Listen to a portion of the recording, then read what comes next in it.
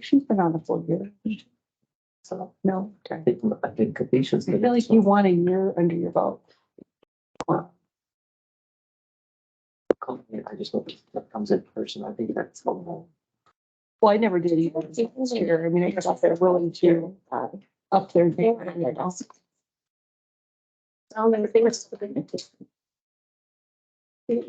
Like, although I started during COVID, so that was kind of different. Yeah, I started in COVID as well.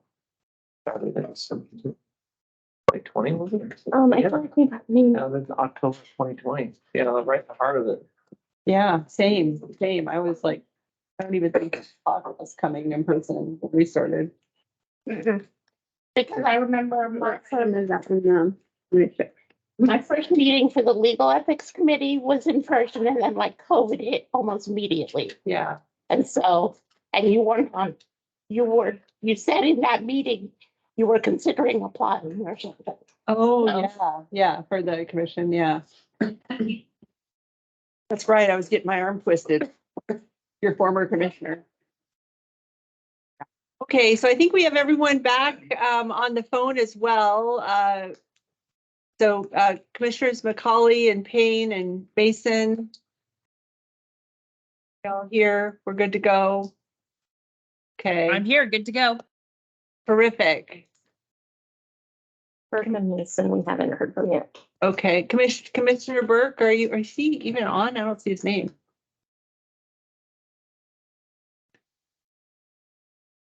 He is not on right now, Okay, but Commissioner Mason is still connected. okay. You wanna, Oh, Commissioner Burke's in the waiting room. That's, Oh, we'll let him in. Yep. Perfect.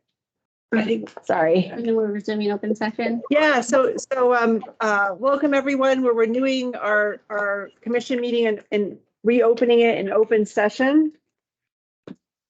So we're going to resume our regular open session agenda. I'm finding, yes, please, Executive Director Person. So, I just wanted You're good. the commission, we have like new folks, and so if you guys wouldn't mind, just introducing yourself to the commission and maybe just a few words, background, like why you came here, put you on the spot. And then I'll try to get ready for my, Yeah, I know. Yeah, there's no wrong answer, so yeah, it's all good answer. good, yeah. My name's Daniel Pacheco. Background in banking and Medicaid eligibility, working with seniors and people with disabilities.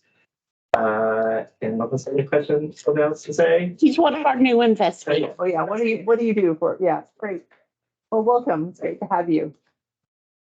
I'm Christopher Baker. I'm a trainer, and I came from social work side of things with therapeutic foster care and mental health counseling and a lot of that stuff. So I did quality work for a nonprofit that did all this.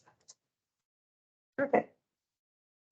I'm Lex Taney. I'm one of the new trainers, and my background is in marketing, management, and data analytics. Wonderful. Hey everyone, my name's Ruth Sylvester. I'm a new trainer and my background is in communications.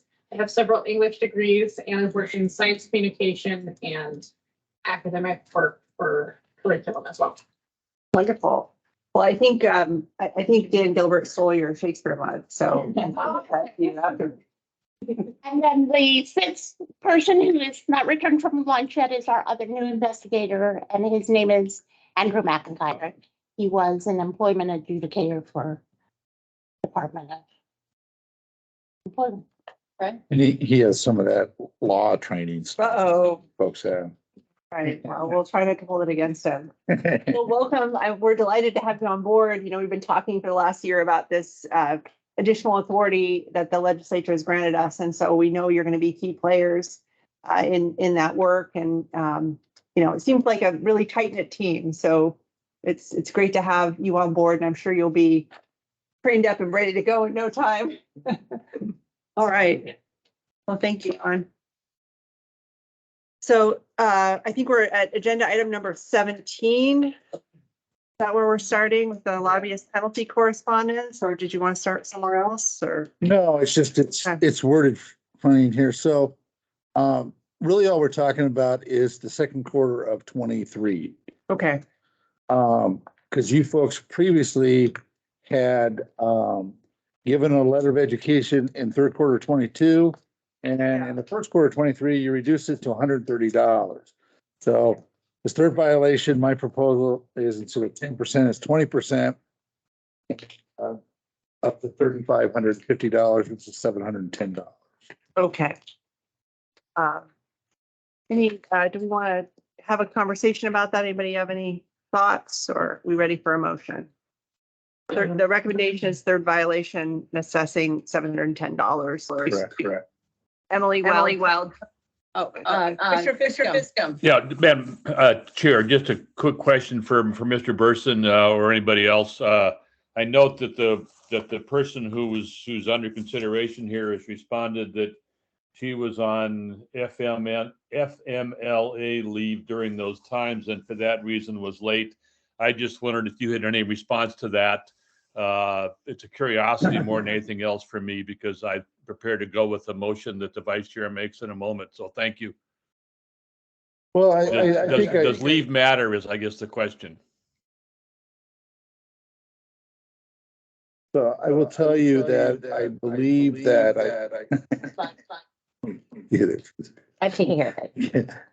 this out of my own voice, but anyway, I think I gave that consideration and only having it being 20%.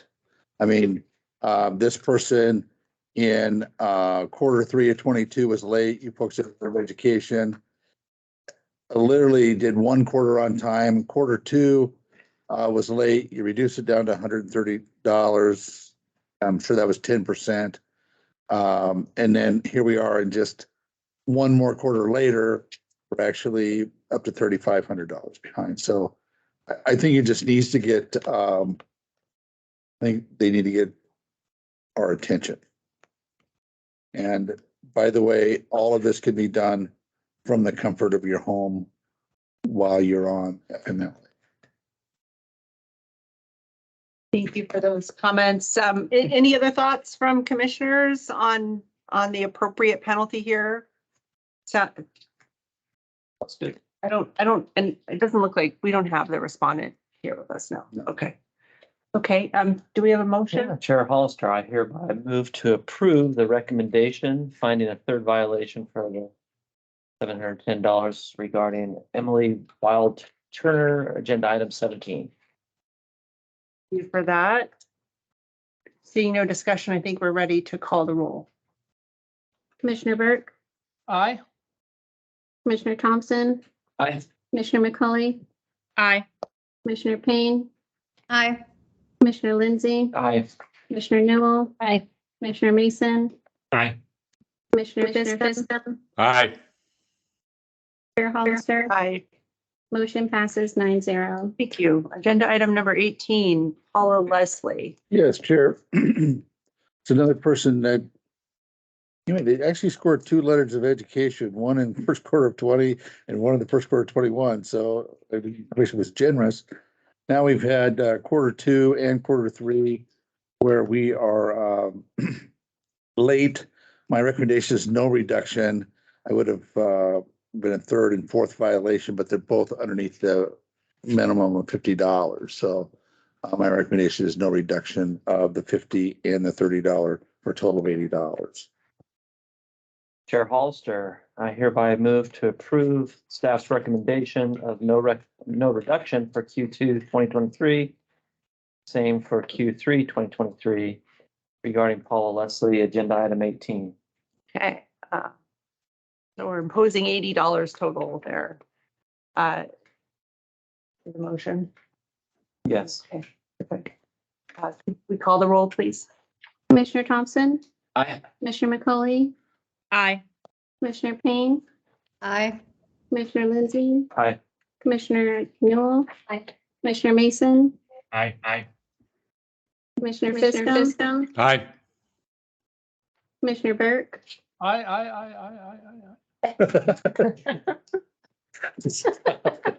Chair Hollister. Aye. Motion passes 9-0. Thank you. Agenda item number 19, Joseph Liebezeit. Here, take his audio away. Anyway, so my recommendation here is we have a Q2. These are all lobbyist violations we're talking about right now. Q2 of $20 and Q3 of $20. My recommendation is a letter bed for Q2 and leave the $20 alone since it's under the $50. Thank you for that. Any discussion from the commission? I think we're ready for a motion. Chair Hollister, I hereby move to approve staff's recommendation as stated regarding agenda item 19. Okay, let's call the roll. Commissioner McCauley, Aye. Commissioner Payne, Aye. Commissioner Lindsay, Aye. Commissioner Newell, Aye. Commissioner Mason, Aye. Commissioner Fiscum, Aye. Commissioner Burt, Aye. Aye. Commissioner Thompson, Aye. Chair Hollister. Aye. Motion passes 9-0. Moving on to agenda item number 20 involving the Oregon Cannabis Association. Yes, Chair. So the Cannabis Association, this is the client expenditure report for lobbying. In Q3 of 2021, you folks gave them a letter of education for being late. This is their second violation, so my proposal is 10% of the total penalty, which is $210. Do any discussion? Chair Hollister, I hereby move to approve staff's recommendation of $210 for the second violation regarding agenda item 20. Thank you. Let's call the roll. Commissioner Payne, Aye. Commissioner Lindsay, Aye. Commissioner Newell, Aye. Commissioner Mason, Aye. Commissioner Fiscum, Aye. Commissioner Burke, Aye. Commissioner Thompson, Aye. Commissioner McCauley, Aye. Chair Hollister. Aye. Motion passes 9-0. Hey, no SEI penalties. That's a sign of fine work by our staff. So thank you for that. Yeah. We're moving on to stipulated final orders. Agenda item number 21 involving Russ Young. We typically have a staff summary of these before we vote, correct? Keep it short. Okay. And thank you, Chair Hollister, Investigator Susan Myers. I will actually address items 21 and 22 together. They're interrelated. Russ Young and Zach Williams are members of the John Day Canyon City Parks and Recreation District Board of Directors. Russ Young owns a construction development corporation and construction company called Iron Triangle. Zach Williams does not work as an employee, but he is an agent for Iron Triangle, so it becomes a business with which both of them are associated. The investigation in this case indicated that on at least 2 or more occasions, they failed to adequately disclose conflicts of interest. They didn't necessarily vote when the district awarded contracts to Iron Triangle, but they didn't always fully disclose on the record. And in subsequent meetings, they did participate in, one of the contracts was to do with remodeling a rental building. They did the walkthrough, they participated in discussion of the remodel without any disclosures. So the recommendation is to approve these for Mr. Young because he had much more of a direct financial benefit. He has agreed to pay $250.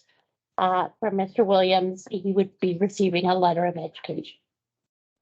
Thank you for that summary. Any questions from commissioners on the stipulated final order? I think we're ready for a motion on 21. Chair Hollister, I hereby move to approve the proposed stipulated final order as the final order in this matter and that the chairperson be authorized to sign it as such. Commissioner Lindsay, Aye. Commissioner Newell, Aye. Commissioner Mason, Aye. Aye. Commissioner Fiscum, Aye. Commissioner Burt, Commissioner Thompson, Aye. Commissioner McCauley, Aye. Commissioner Payne, Aye. Chair Hollister. Aye. Motion passes 9-0. Chair Hollister, I hereby move to approve the proposed stipulated final order as the final order in this matter and that the chairperson be authorized to sign it as such. Yeah, regarding item 22. And this is the stipulated final order for letter of invocation, correct? Yes. We're ready to call the roll. Commissioner Newell, Aye. Commissioner Mason. Aye. Commissioner Fiskum. Aye. Commissioner Burke, Aye. Commissioner Thompson, Aye. Commissioner McCauley, Aye. Commissioner Payne, Aye. Commissioner Lindsay, Aye. Chair Hollister. Aye. Motion passes 9-0. Okay, looks like 23 through 27 are related. So I don't know, Monica, do you want to give us a summary of all of those? Yes. And Mr. Tori Flory responded. Tori Flory is online. Oh, thank you. Thank you, Chair Hollister and Commissioners. For the record, this is Monica Walker, Investigator Commission. Agenda items 23 through 27 in your meeting books are stipulated final orders for the 5 council members of the Gilliam County Health District Board. The proposed stipulated final orders are the same, and therefore, with the chair's permission, I will present all 5 cases together. At its June 2nd, 2023 meeting, the commission moved these matters to investigation to determine if the respondents had convened an unauthorized executive session and discussed matters that were outside of the scope of the cited reason for entering into the executive session under ORS 192660 sub 2 sub I. To review and evaluate the performance of an officer, employee, or staff member if the person does not request an open hearing. Specifically, the executive session included discussion of compensation, salary, and/or benefits of the affected employee. And as discussion on compensation is not allowed to be included in an executive session convened under subsection 2I, the executive session was unauthorized. Additionally, the board did not provide the affected employee with a written notice of the opportunity to request an open hearing that satisfied the requirements. The respondents have agreed to these stipulated final orders in lieu of completing the investigation, and the orders that are in your meeting books provide that the respondents will receive letters of education. We are recommending that the commission approve these stipulated final orders. Thank you, Investigator Walker. So noting that Tori Flory is on the line with us today. Is it Mr. Flory? Would you care to make any comments before we move to a motion? If so, I'd be happy to give you a 3-minute period to make those comments. If you wouldn't mind, I'd like to make a brief comment. Please proceed. I would like to thank the commission as well as the investigator for the professionalism in this case, and the issue for me individually was a lack of education, and so I welcome that.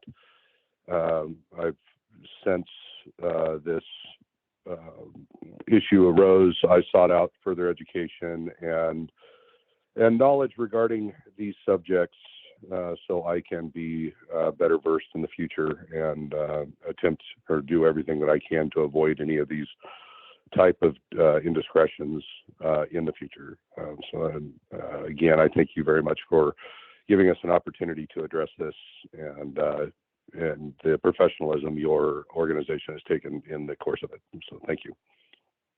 Thank you, Mr. Flory, for those comments. And we're certainly appreciate your attendance and appreciate the fact that you've seen this as an opportunity to get some further education. We have all sorts of resources available both online and in person. And our staff is certainly here to answer questions should they arise. So thank you for joining us today. With that, I think we're ready to go ahead and proceed with a motion on agenda item number 23, respondent Cindy Hinton. Chair Hollister, I hereby move to approve the proposed stipulated final order as the final order in this matter and that the chairperson be authorized to sign it as such. Commissioner Mason, Aye. Commissioner Fisk, Aye. Commissioner Burke, Aye.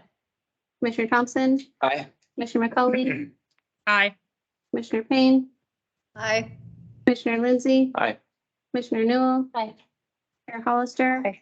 Motion passes 9-0. Thank you. Agenda item number 24, respondent Paul Bates.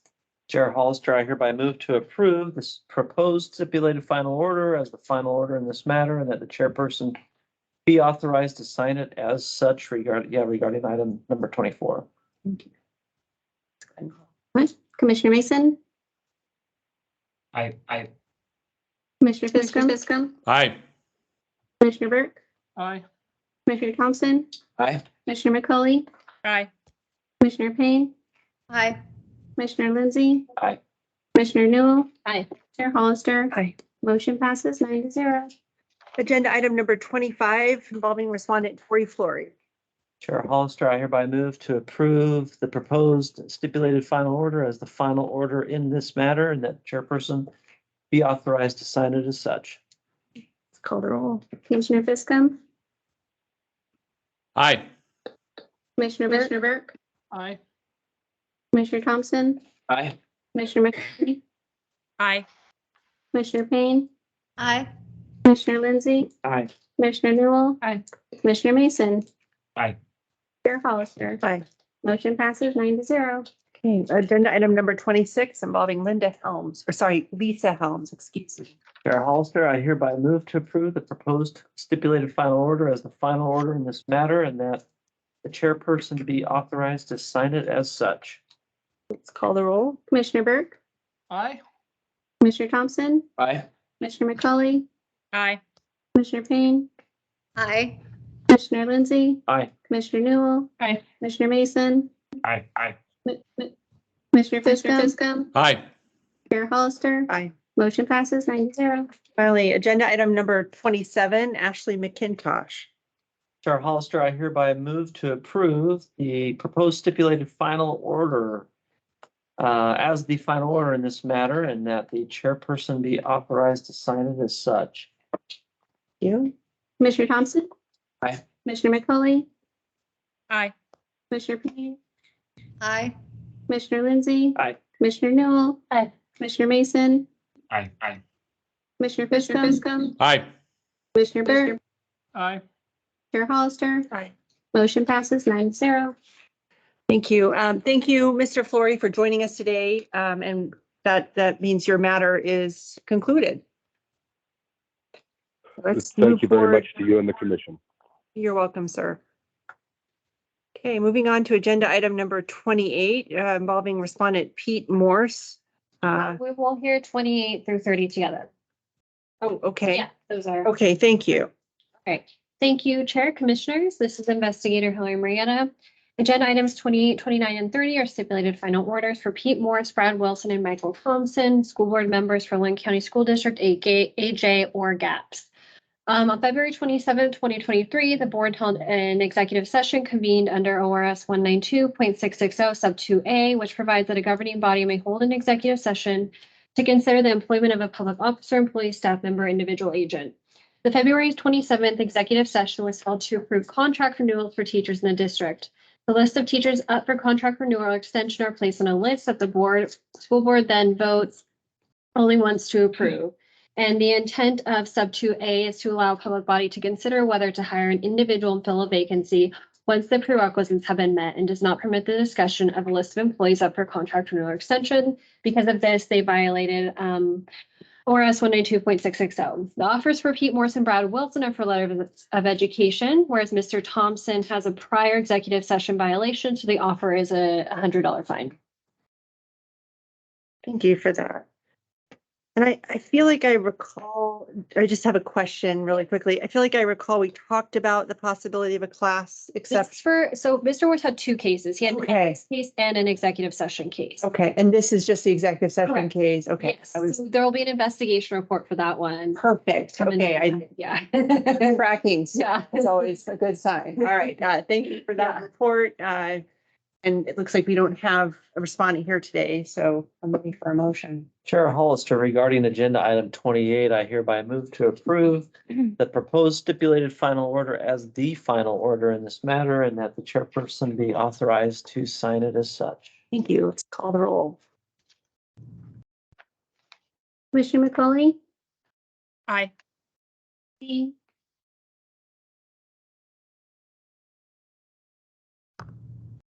Commissioner Payne? Aye. Commissioner Newell?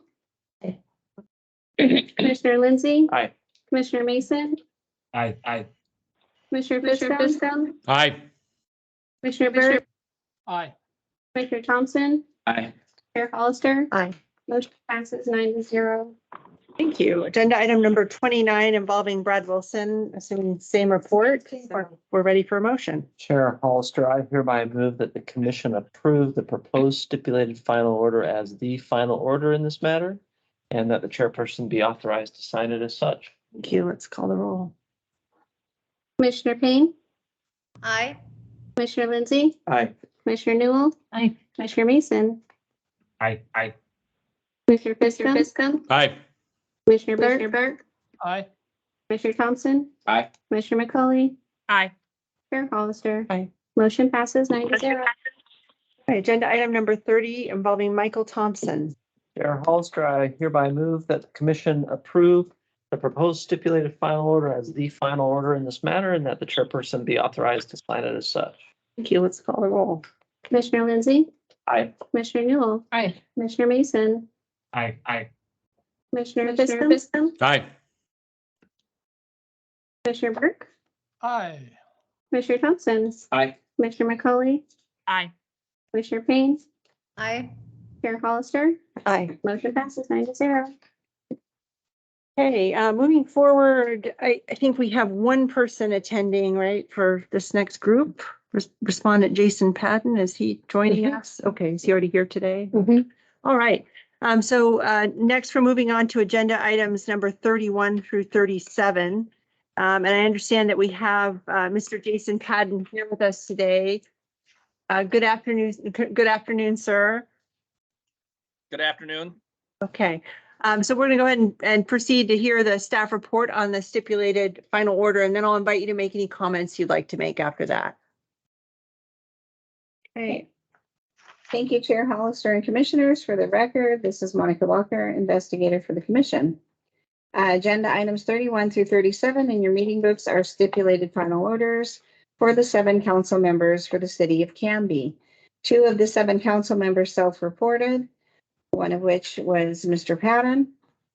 The proposed stipulated final orders are the same with the exception of the terms of settlement for the 2 self-reports. Therefore, with the chair's permission, I would like to present all 7 cases together. Yes, please. Thank you. At its June 2nd, 2023 meeting, the commission moved these matters to investigation to determine if the respondents had exceeded the scope permitted by the statutory provision cited for convening the executive session. The statute cited was ORS 192660, subsection 2, subsection I, to review and evaluate the performance of a public officer. Specifically, the executive session included discussion of multiple City of Canby employees, in addition to the employee in which the executive session was convened, all of which were not provided with the required written notice and opportunity to request an open hearing. The executive session also covered the review of staff complaints. The appropriate citation to review complaints is ORS 192660, subsection 2, subsection B, was, however, not cited. Additionally, the council made a final decision in executive session by giving a directive to the city administrator to investigate the complaints that had been lodged. The respondents have agreed to these stipulated final orders in lieu of completing the investigation. The orders that are in your meeting books provide that the 2 self-reporting respondents will receive a sanction of a letter of education, while the remaining 5 respondents will receive a sanction of a $100 civil penalty. The sanction will be waived, however, for the respondents that complete executive session training from the commission's training staff prior to May 17th of 2024. We are recommending that the commission approve these stipulated final orders. Thank you, Investigator Walker. I have a feeling that we have this sort of waiver upon education thing. Did we do this? Have I seen this before? You have, but we do not do it very often. The difficulty, of course, would be that if we simply have a stip where we recommend, that they do the training and they don't do the training, we have no enforcement mechanism. So by putting in the $100 penalty that we agree we will waive if they do the training by so-and-so date, it allows us to ensure that they actually get the training they need. Okay, so, and the letter of education is also waived. I guess I'm just, for the one where it was only a letter of education, so you end up with nothing, I guess, is that a penalty under ORS 244-350? I guess I just, we're we're sure we have the authority to do this, is all I'm asking. It's sort of a, They're getting a letter of education regardless. no, Get it waived if they take the education by the trainer, they're receiving education, so the letter So of the education. education is the sanction. so in lieu of the letter, I'm sorry, counsel, I'm gonna have to ask you a question. Coming out ahead then. So they would, so my question for council is that in the cases where we're saying if they receive education prior to a certain date, we will waive a sanction of the letter of education. That means that there will be no sanction. I mean, do we, I just want to confirm that we have authority to issue a stipulated final order where there's a possibility of no sanction. As I'm not sure that's the case, and I want to make sure you think that is a reasonable interpretation of the statute. Yeah, I think if there is I think there's a sanction that goes along with whatever, if you're making a finding of a violation. There needs to be a sanction. There would be a letter of education can be the sanction, but it's. What if there's no letter? So you're essentially not issuing a sanction. So you're finding a violation without a sanction. But would requiring the training be the sanction? Requiring the training, it can be a sanction, yes. Oh, yeah, so Yes, that can be waived. so the commission may issue a written letter of reprimand, comma, explanation or education. So part of me feels like I can just call this education. The Yes. sanction is Yeah. education. Okay, Yes. so that's what we're, Yes. okay. Yes. All right, so for everyone who had to listen to me figure that out, I apologize for use of your time, I was hanging by a thread. but I appreciate it. All right, thank you so much. Ready to proceed with the motion. We were gonna. give Oh, Mr. yes. Patton- Mr. Patton, thank you for your patience. We've now reached the point in the matter that I'd like to invite you to speak. Given the length of our agenda, we are asking everyone to limit their comments today to 3 minutes. Oh, that's not a problem. I just want to thank you for your time in navigating this whole thing, and working with our investigator has been very seamless, and I've had no problems, which has been greatly appreciated. I will let you know that I have already been in contact with the other members of council, as well as some city staff, and it sounds like I'll be spearheading doing the training as a group with all of the city council together who wish to attend. And it's possible that other city staff, senior city staff members, and other organizations in the city might join as well. So we're going to use this as a training opportunity for more than just us through this whole process. So again, thank you for your time, and I look forward to your verdict. Thank you, Mr. Patton. We appreciate your comments and your participation, and certainly glad to hear that you are inviting other members of staff to take part in that training. That's terrific. So with that, I think we're ready for a motion on the first item here. Thank you. Yes, 41. 31. Chair Hollister, regarding agenda item 31, I hereby move that the commission approve the proposed stipulated final order as the final order of this matter, and that the chairperson be authorized to sign it as such. Thank you. Let's call the roll. Commissioner Newell? Aye. Commissioner Mason? Aye.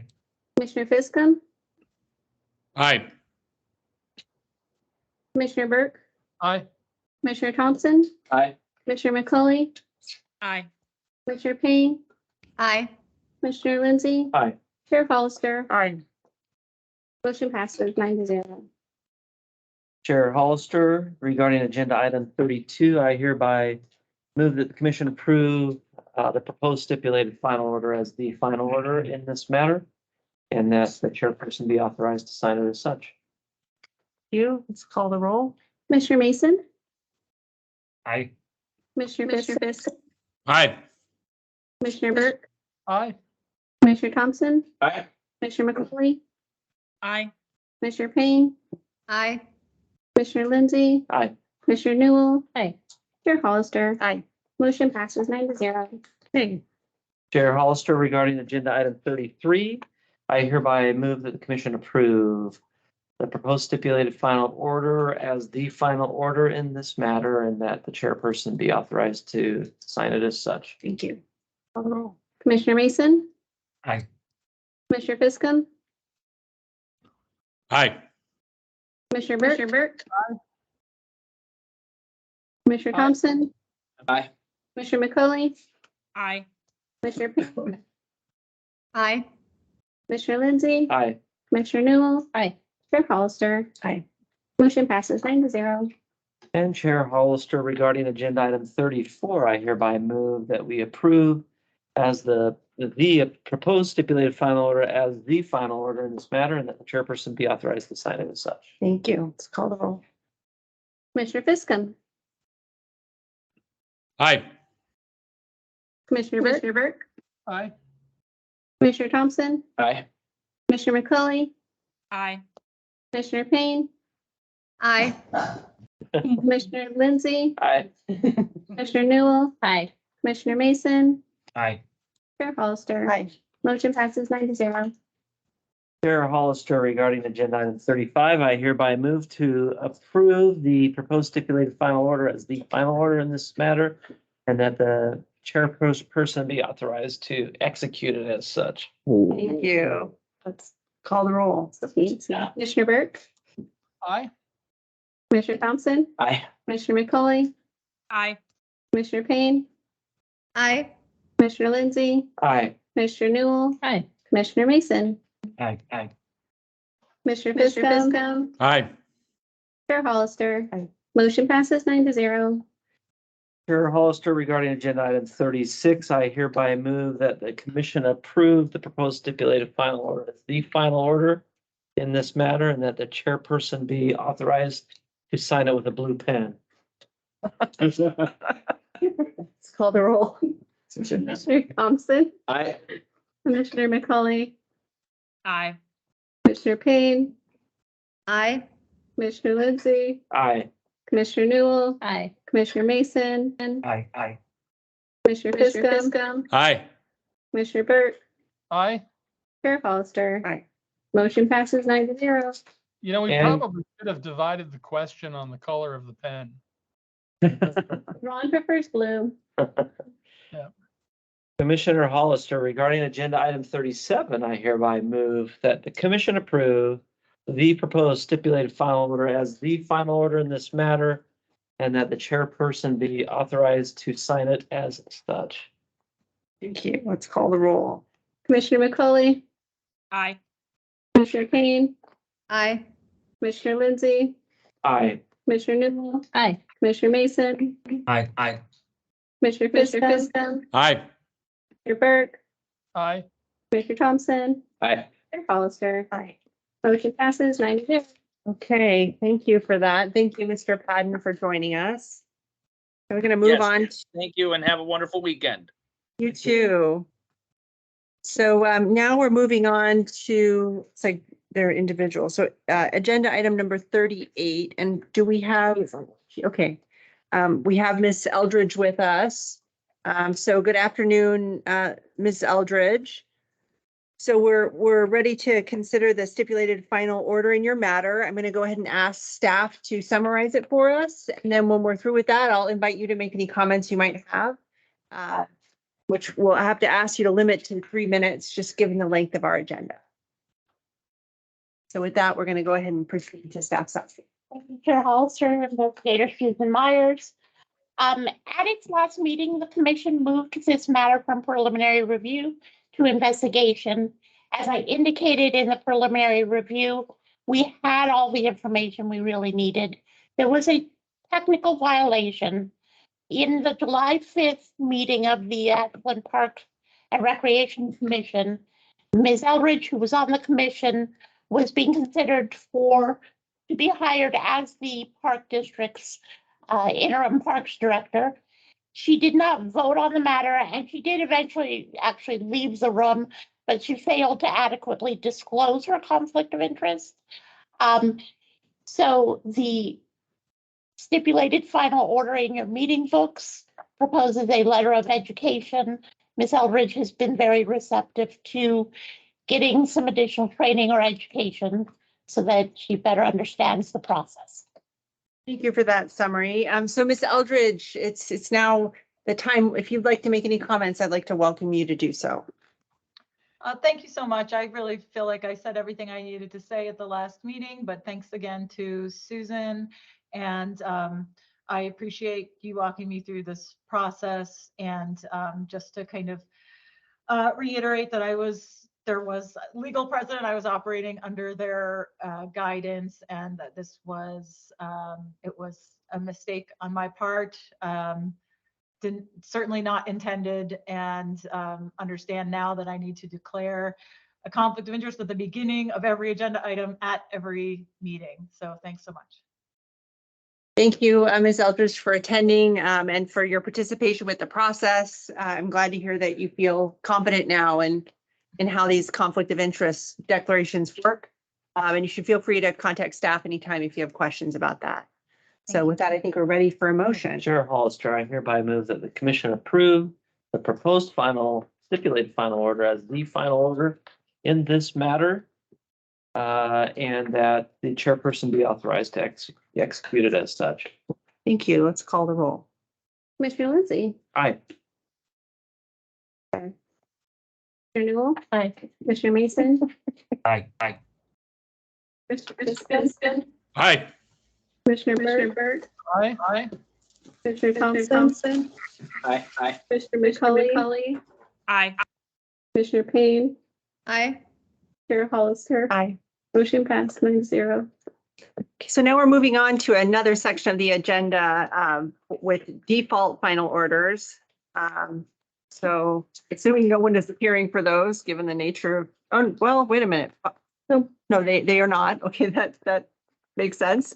So moving on to agenda item number 39 involving Valerie Applegate. Thank you, Chair Commissioners. This is Investigator Hillary Marietta. Agenda item 39 in your books is a default final order for Valerie Applegate, a former Transportation Services representative for Oregon DMV for the Oregon Department of Transportation. On August 23rd, 2019, the Commission opened a case on its own motion to examine whether Valerie Applegate may have violated ORS Chapter 244. The Commission undertook a preliminary review of the complaint, and on October 3rd, 2018, the Commission found cause to open an investigation. Due to pending criminal charges, the case was suspended until the conclusion of the criminal matter. On June 21st, 2022, after conclusion of the criminal matter, the Commission reopened the investigation.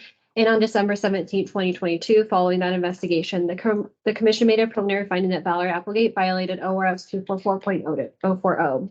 Notice of the Commission action was sent to Ms. Applegate on March 28, 2023, along with the following: a proposal to settle the matter with a stipulated final order, a notice of proposed civil penalty and opportunity for a hearing, and a notice of a contested case hearing rights. Valerie Applegate was advised that upon receipt of the notice, she had 21 days to submit a written request for a contested case proceeding. Ms. Applegate did not request a contested case proceeding within the 21 days. The recommendation is that the Commission orders that Ms. Applegate be assessed a civil penalty of $5,000 pursuant to ORS 244.350 sub 1. Thank you for that, Investigator Marietta. And I just wanted to ask really quickly, obviously, we're applying our matrix and coming up with the amount. And so that's how we got to the $5,000 figure. Yeah, and it's Okay. 11 equivalent actions. Yeah. Okay, terrific. Thanks for that clarification. Any questions? Seeing none, I think we're ready for a motion.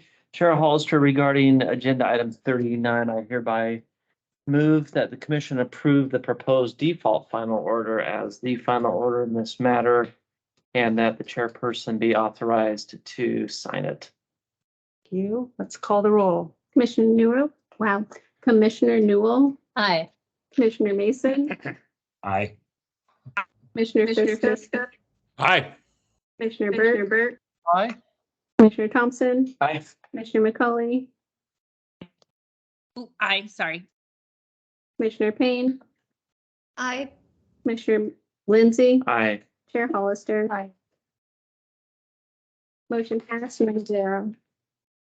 Moving on to agenda item number 40 involving Glenn Raber. All right, thank you, Chair, Commissioners. This is Investigator Hillary Marietta. Agenda item 40 in your books is the default final order for Glenn Raber, a former city councilor for the city of Mitchell. On December 22nd, 2022, the commission received a complaint alleging that city councilor Glenn Raber may have violated the executive session provisions of Oregon Public Meetings Law. The commission undertook a preliminary review of the complaint, and on March 10th, 2023, the commission found cause to open an investigation. On August 25th, 2023, following that investigation, the commission made a preliminary finding that Glenn Raber violated the executive session provisions.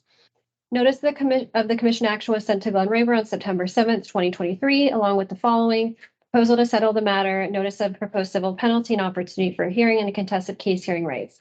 Glenn Raber was advised that upon receipt of the notice, he had 21 days to submit a written request for a contested case proceeding. Mr. Raber did not request a contested case proceeding within that 21 days. The recommendation is that the commission order that Glenn Raber be issued a letter of education in lieu of civil penalty for one violation. Thank you. Any questions, comments? Ready for motion? Chair Hollister, I hereby move that we approve the proposed default final order as the final order in this matter, and that the chairperson be authorized to sign it as such. Thank you. Let's call the roll. Commissioner Mason, Aye. Commissioner Fiscum, Aye. Commissioner Burke, Aye. Commissioner Thompson, Aye. Commissioner McCauley, Aye. Commissioner Payne, Aye. Commissioner Lindsey, Aye. Commissioner Newell, Aye. Chair Hollister. Aye. Motion passed 9-0. So, Chair, number 42, it's been in the room next door, the entire meeting, so, Want to just take that out of order then? yeah, Why don't we do that? and Number 42. Okay, do you want to invite number 42 in? It's a long wait. Okay, thank you. I'm sorry, I just passed him a No. couple times, I'm back in the rest of it. No, that makes sense. It's a long wait.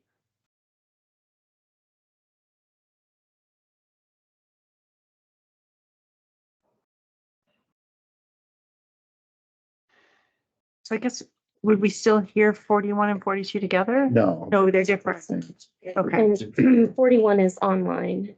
This also has been online for a while too. okay. All right. Good afternoon. Welcome to the Oregon Government Ethics Commission. I'm Amber Hollister. I'm the chair. So I just want to walk you through how we're going to proceed today. Basically, we're here to hear the results of the investigation that was completed by staff. So we're going to start with a summary by Investigator Marietta about that investigation. And then we as commissioners might have questions about the facts. And so we would ask them then. At that point, I'm going to turn to you and invite you to make comments that you might have.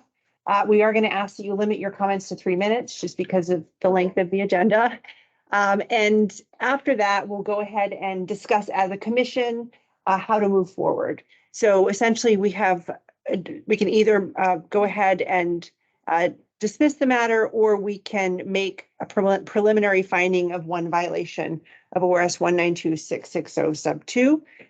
So that's what's before us today. And unless you have questions, I'm going to go ahead and proceed. No, ma'am. Okay, thank you. Thank you, Chair, Commissioners. This is Investigator Hillary Marietta. Agenda item 42 is an investigation report for Eric Aguinaga, a school board member for Lynn County School District 8J, or GAPS. On February 27, 2023, GAPS held an executive session convened under ORS 192.660 sub 2A, which provides that a governing body may hold an executive session to consider the employment of a public officer, employee, staff member, or individual agent. February 27th executive session was held to approve contract renewals for teachers in the district. The list of teachers up for contract renewal or extension are placed on a list that the school board then votes only once to approve. The intent of ORS 192.660 sub 2A is to allow a public body to consider whether to hire an individual and fill a vacancy. Once the prerequisites have been met and does not permit the discussion of a list of employees up for contract renewal or extension. Further, the executive session meeting minutes indicate that the board discussed general hiring practices and process. ORS 192.660 sub 7C does not allow an executive session to be conducted for the consideration of general practices. Similarly, under ORS 192.660 sub 8, a governing body may not use an executive session for purposes of evaluating a chief executive officer or other officer, employee, or staff member to conduct a general evaluation of agency goal, objective, or operation, or any directive to personnel concerning agency goals, objective, operations, or programs. Therefore, this is also beyond the scope of that authorized to be conducted in an executive session. And thus, Mr. Aguinaga, as a member of the board, exceeded the scope permitted by ORS 192.660 sub 2A. The recommendation in your books is that the commission should make a preliminary finding that Eric Aguinaga violated ORS 192.660, or order that the case be moved to contested case proceeding, or that a negotiated settlement be entered. Thank you, Investigator Marietta. And I might be here and I'm just not seeing it, but is there an assertion that this was done on advice of counsel? Or do we don't know? No. So I did get a response from Mr. Dakopoulos. Okay. He did not say that he told the staff members to write that, to cite that. Okay. He instead said that the staff miscited the correct statute. So he never actually gave them. Now, Mr. Dakopoulos thought that it would have been under, I think, is it 2F is the record? That we don't, I mean, that's not what's in front of us, but arguably that would also not have been allowed. This doesn't seem to be something that should have been an executive session at all. Okay, so there was a lawyer present, maybe they didn't. He wasn't there. He wasn't there. I don't, Okay. was Mr. Dakopoulos there? No, he was Okay. not there. Yeah. Okay, thanks for that information. I appreciate it. Yeah. Do we have any other questions for staff from commissioners? Not seeing any. So at this point, I'd like to invite you to make any comments you have. Thank you, ma'am, and thank you, fellow commissioners. I really appreciate your time. Like you said, my name is Eric John Aguinaga. I was a school board member for 4 years, starting in July of 2019. You can imagine the difficulty it was over 4 years of how we came with that ORS on our docket for that night was placed there by the complainant. It was reviewed by her 2 days before the meeting, and during the meeting, it was emailed to the commission that we have violated the ORS. I'm not arguing that we used the wrong ORS. I took 126 hours of equity training in my 4 years. I took a lot of training in diversity, and I took a lot of training in staff management. I did not take a lot of training on which the correct ORS is. We relied on our subject matter experts. In fact, in that staff member's job duty, it says technical advisor to the board. So I do apologize that we used the wrong ORS. It was not by any means our intent as a federal, state, and as a former federal and state police officer. I understand the law and the ORS, but also understand intent and when people intend to break the law. My request to you today is either to dismiss this complaint or reduce it to a letter of education. I'm no longer a public official. I work full-time for a really good company, do title and escrow. I also work at OSU working with students in all different aspects of careers. So I just appreciate your time and listening to me today. Well, thank you for being here and thank you for your candor. I think that we all look at public meetings law requirements in executive session in particular and recognize that they can be very technical.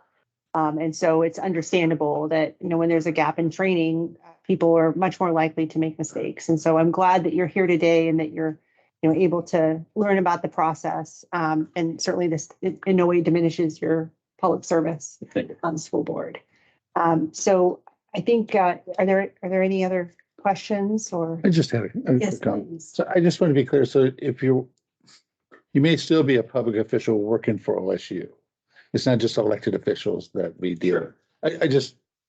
So if you ever have any questions about anything, feel free to get a hold of the staff here. Absolutely. And we'll actually answer the phone. Tell you from a previous incident where I can tell you everything you're allowed to not talk to and talk about is the attendance contract. We can talk about. So maybe we can talk about the other side. But if you have any questions, feel free to give us a call. Thank you, sir. And I do think this agency is among the most responsive.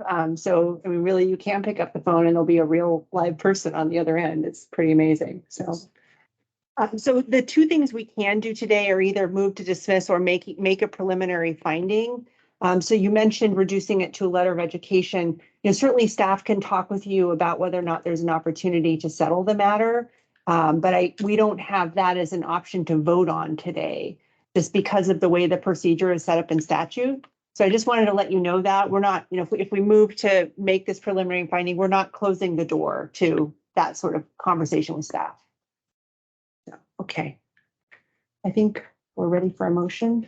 Yeah, I'm prepared to make a motion and I'm gonna move to have the commission approve what the staff recommends, but I'm also gonna add a little something on there that says that the negotiated settlement be leaned on for a letter of education. So I don't know if this is appropriate to add, but he does have a prior executive session violation. That's why the offer was for the $100. Just Got it. as a And if I have 1 second to explain, the prior violation was the same superintendent walking us into a meeting without the superintendent's contract on the agenda and brought it up during the meeting, and which I didn't take part in that meeting. I was present. Didn't take part. I was unaware that it was going to be addressed at that meeting. The only thing I did wrong was not stand up and walk out of the meeting, I guess. right.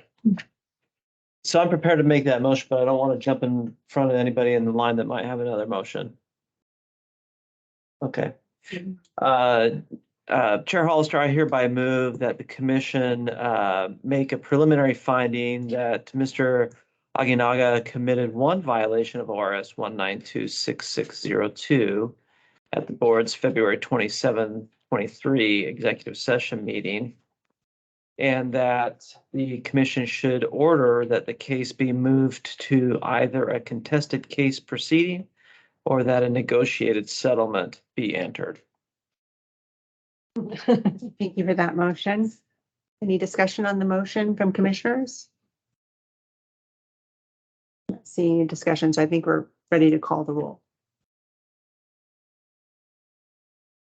Commissioner Mason, Aye. Commissioner Fiscum, Aye. Commissioner Burke. Commissioner Burke, Thumbs up. Commissioner Thompson, Aye. Commissioner McCauley, Aye. Commissioner Payne, aye. Commissioner Lindsay, Aye. Commissioner Newell, Aye. Chair Hollister. Aye. Motion passes 9-0.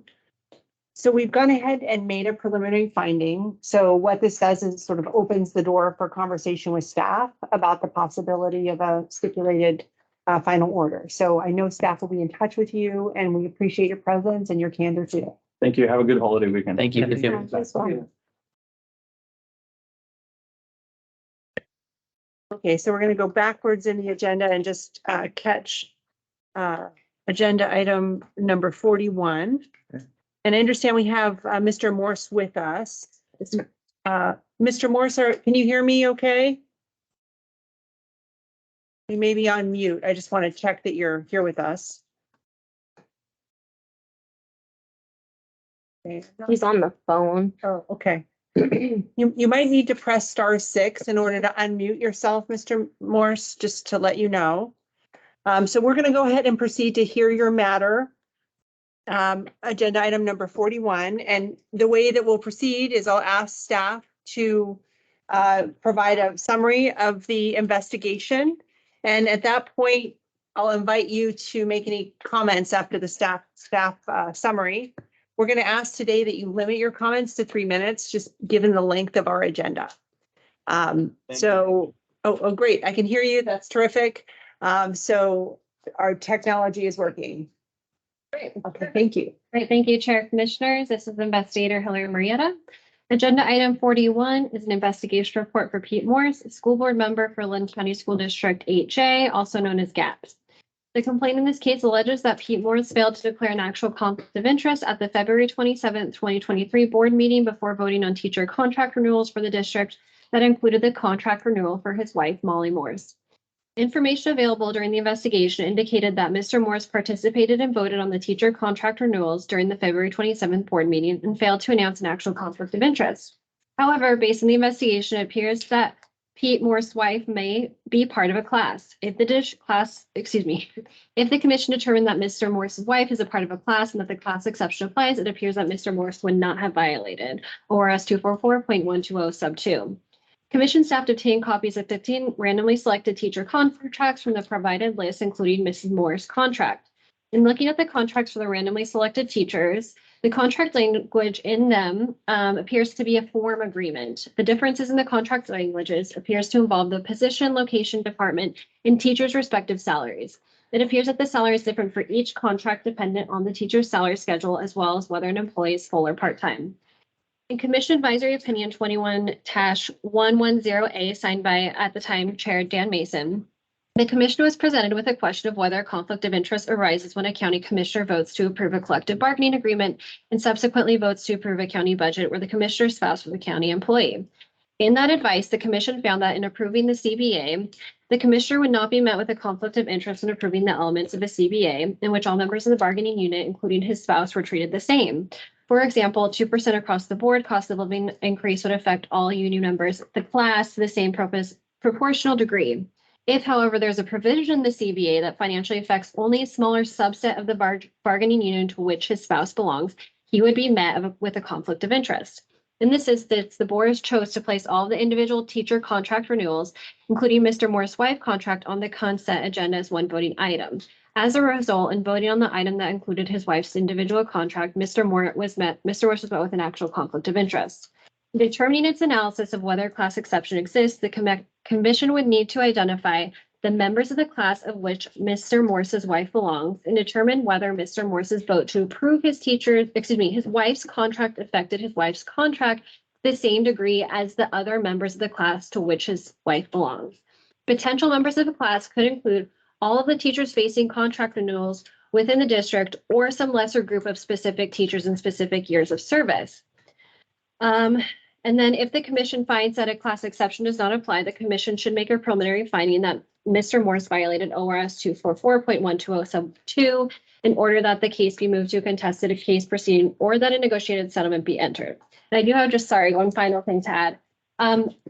Originally, I was going to make a recommended action of a move to dismiss, and I informed Mr. Morse of this decision, that this was going to be my recommendation. However, once I discussed that report with our DOJ attorney and Director Burson, that recommended action changed.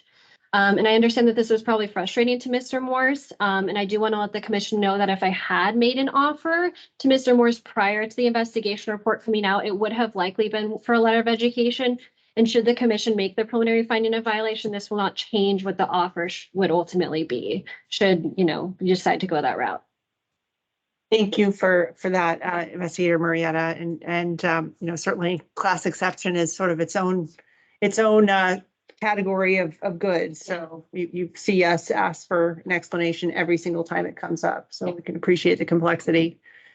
So what I really heard in all of that is if we have hard questions, we need to ask Commissioner Mason.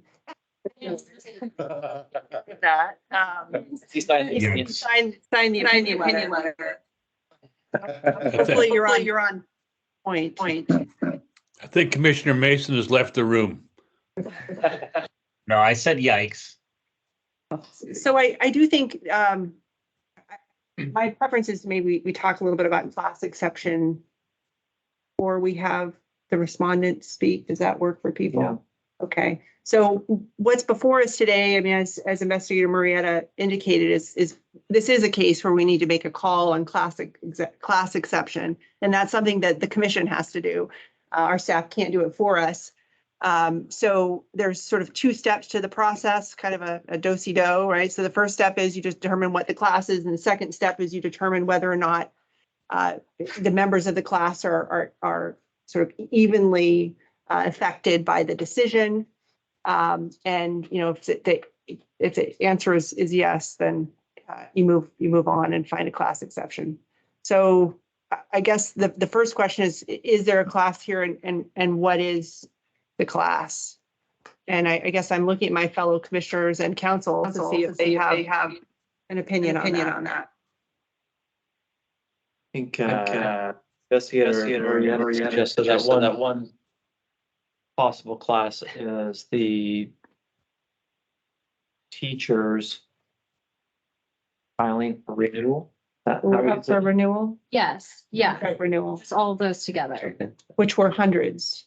Yeah, it was, It's a big number. yeah. I think it would benefit you to hear from Sean, because like I said, I think Hillary told you that she was leaning towards a dismissal here. And then she talked to me and it's kind of leaning that way maybe a little bit too, but then talked to our learning council here and he made some excellent points. So do you want to? No, I didn't want to say anything. Leaning toward dismissal because you thought there was a class exception or not? Yes. Okay. But in the way that, like I said, I think Hillary talked about it in the explanation that essentially what they did was they created, like we have here, a consent calendar. And that calendar was many different areas, just like you get here. You get lobbyists, you get SEI filers and stuff. But there was teachers at different levels. There was also administrators in there. And really what it comes down to is we have in the past said, say a union passes a contract and everybody gets a 2% raise, and you can't really pull that one person out of that contract because you're voting on the contract itself. But in this case, I think there was an opportunity for choice. I think that the same thing would have happened if Mr. Morris would have pulled his wife out of these several different categories and then into her category and said, we'll vote on that separately. I'll declare my conflict and recuse myself from that vote. But Sean said it more eloquently than me. He convinced me. So I would just like to have him. So this wasn't a collective bargaining agreement setting. This was not. So, Okay. so what this was a series of individual contracts that were put on a consent agenda item, much like we do here, and then voted on with one motion so that all of the individual contracts were approved as a group in one motion. And so each of those had different salary ranges, different people obviously involved in different positions. So the question is does a class exception apply in that situation where the class is actually created by the body itself in how they're voting versus another situation where the class exception applies by the nature of the legislation or the administrative act that's occurring. So you're passing a law, the nature of how that law is really what's creating the class. So who's impacted by that law is or in the administrative realm, collective bargaining agreement. The collective bargaining agreement applies to everybody. You can't select one person and carve them out, vote on them separately as to the remainder of the collective bargaining agreement. No, it's the whole union that you're voting on. In this situation, it wasn't that, it was individual contracts that could have been, the person could have said, I have a conflict of interest with respect to my wife. I would like to take that contract out separately and vote just on that one where he declares the conflict and the rest of them can proceed by motion. Alternatively, could have said, I have a conflict and then not voted on the consent agenda at all. But that's really the question is, does the commission want to find a class in that situation? And the kind of slippery slope argument is that if I'm a board member and I'm actually a teacher and my contract is before the board, if you found a class exception in this circumstance, I could actually vote on my own contract because it would be part of the group. And that's really the questions that's posed for the commission is. Can I clarify? So just make sure I'm following. So typically when we talk about class exception, there's a vote on sort of a single policy or law or rule or agreement that has an impact on a whole lot of people. Correct. And we're talking about, about it in that sense. And what you're saying here is there's not a single policy or a single rule being voted on. There's however many individual contracts. And that's distinguishable from, one rule. Even though the methodology to come to those contract decisions may have been based on a policy, they're still voting on. Based on a policy, it's a, I'm not suggesting that a class cannot exist. I'm just posing the question as to whether or not the commission wants to take it to that level. Because what the analysis would be that the board itself is creating the class in the manner in which it votes. So there's no legal requirement that they take all of these contracts together in one vote. They chose to do that as a matter of expediency for the body itself, which I have no qualms with, but that is the question that's before the commission. Commissioner Payne, sorry. Great. So why don't we go with Commissioner Payne, and then it sounds like Commissioner Fiscum, were you raising your hand as well, or no? No, and then Dan is gonna have to settle this for us. All right, Commissioner Payne. So just to summarize, and the way I understand it is what happened here was there were a bunch of individual issues to be decided, but they basically put it on a consent agenda. And by putting it on a consent agenda, that didn't necessarily make it a class exception. Is that a correct analysis? It's up to the commission. So you certainly could say that is allowed, that this is the action is the vote itself, and that you're because they took that action and then would assess that as the class. But in the advice that was mentioned, the commission had not made that determination. It had made the determination that the class applies, in a kind of a collective bargaining agreement situation where the act of the collective or the impact of the collective bargaining agreement impacts everyone the same. So I've just asked staff if it's possible to take another look at associated document number 3, just because I feel like it's important to see how it's sort of the context of it. And I don't know if it's something that's easy to get. And then just to one other piece of just the law. So the class exception is any action which would affect to the same degree all inhabitants of the state or a smaller class consisting of an industry, occupation, or other groups. So that's the law itself as it's stated. So you can take that either as supporting one position or the other. It's not I entirely. feel like I need a summary of PG v. Bowley now. I don't know. That was a bad lawyer joke for the lawyers in the room. I got it. Savvy gains. So yeah, I know, but I'm old. Commissioner Can I Mason. add some Okay. context? Sorry to keep you waiting. We'll certainly give you an opportunity to speak, but I'm going to turn to Commissioner Mason at this point to get his questions for staff or comments. Thank you. Yeah, I guess this is probably, I almost feel like I'm conflicted based on the fact my name was mentioned, but when there's this much discussion, I have a hard time feeling comfortable ever voting for a violation. I know we're not there yet, but I guess, and then when a staff gives information to somebody saying that we're looking, we're going to dismiss, but we've changed that. I think that furthers, creating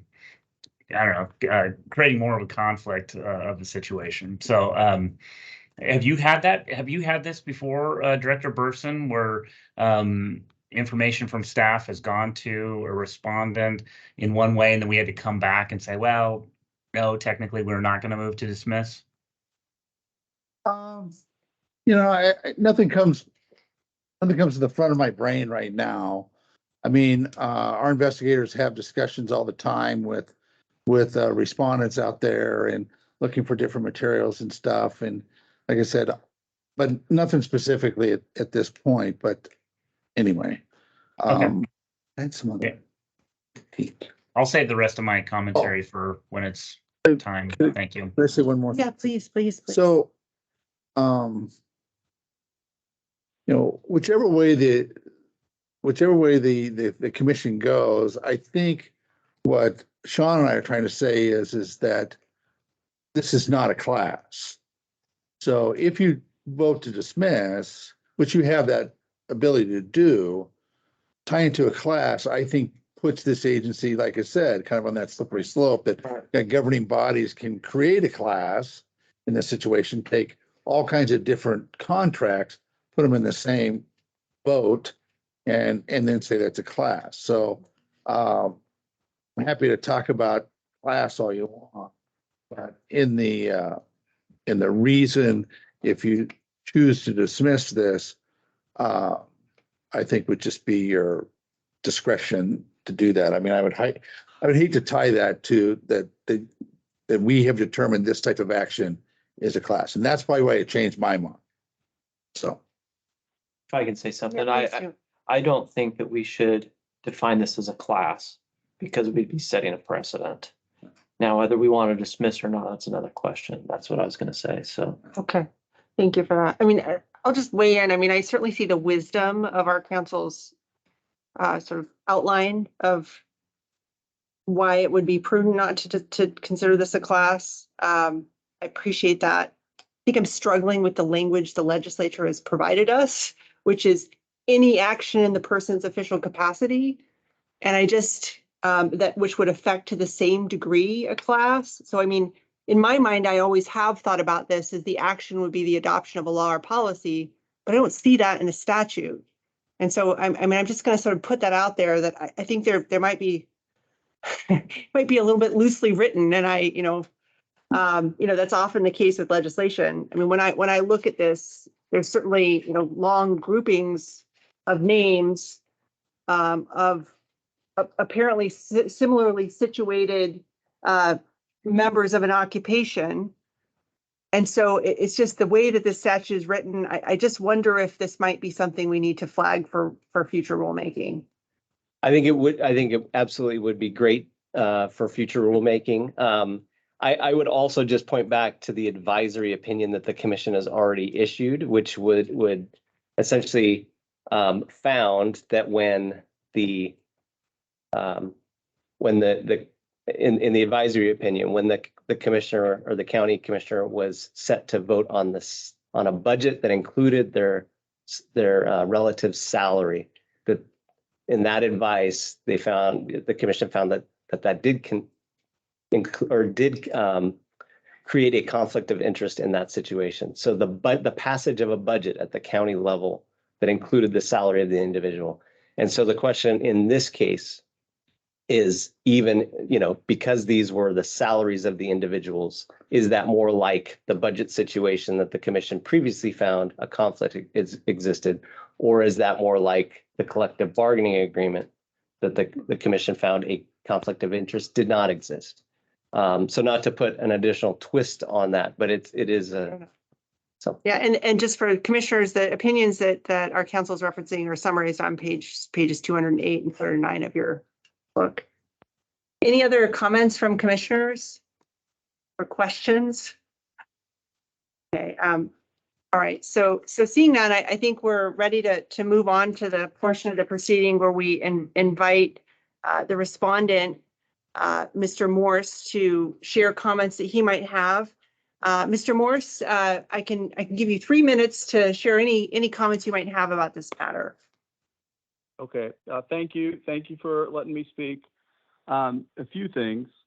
One of the things I would tell you is how this was brought to the board was done so by the superintendent, the assistant superintendent, and our board sec.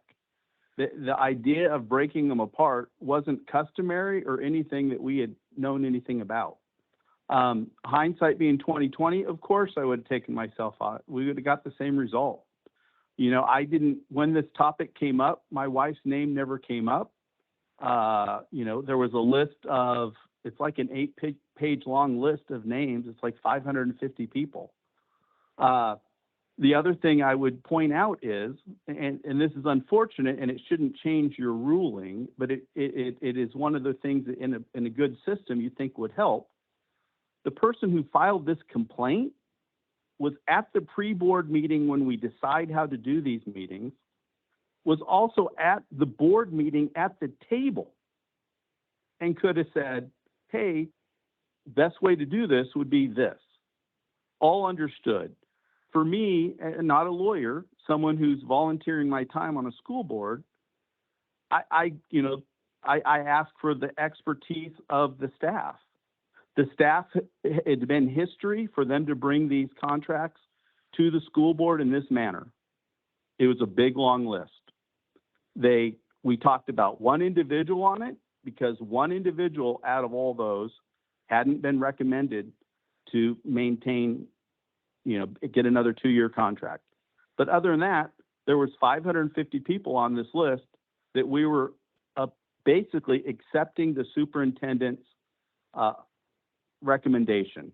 The other thing I would say is I was up on this call before the first time the commission looked at this, and it was very evident to me listening to the conversation and banter between you all that most of you wanted to not even take it to the investigation stage because most of you thought it was a class.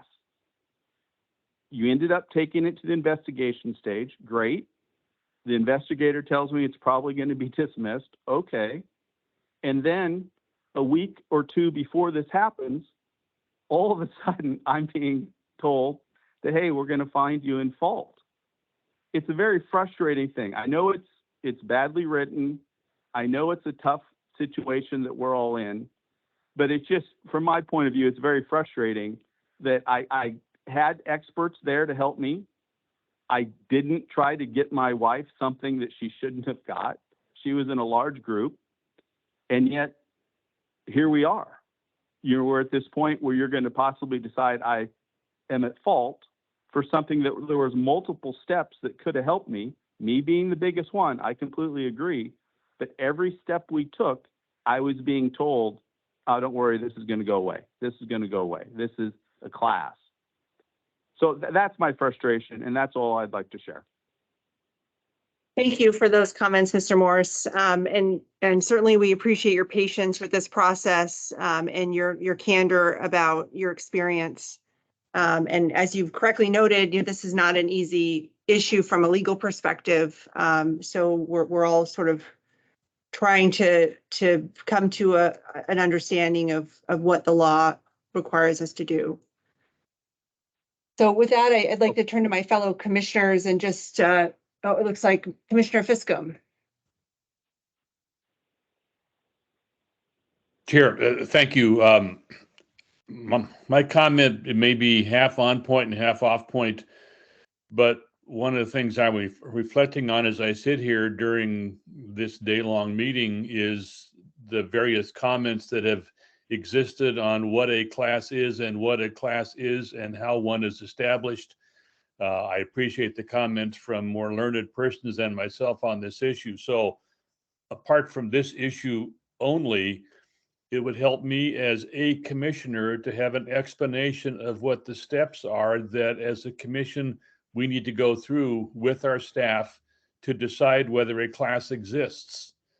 In an earlier item, I'm not going to try to point out which one it was. I heard commentary about all the steps we need to do from an investigative standpoint to determine that in fact a class exists.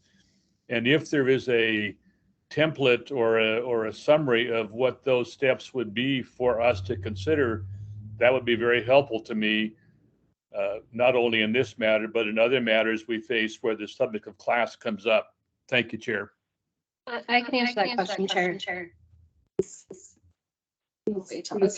Yeah. Okay, so the commission will need to identify the members of the class of which Mr. Morse's wife belongs and determine whether Mr. Morse's vote to approve his wife's contract affected his wife's contract to the same degree as the other members of the class to which his wife belongs.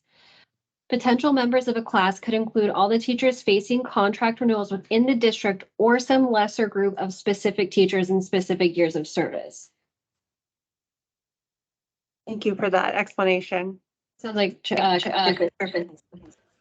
Madam Chair, just a quick follow-up. Thank you, Investigator Marietta. The only friendly question I have is that process one you have gone through to this point in bringing this matter before us today? Have you investigated those issues you just mentioned? I presume the answer might be yes. I'd be interested in your answer. Thank you. Yeah.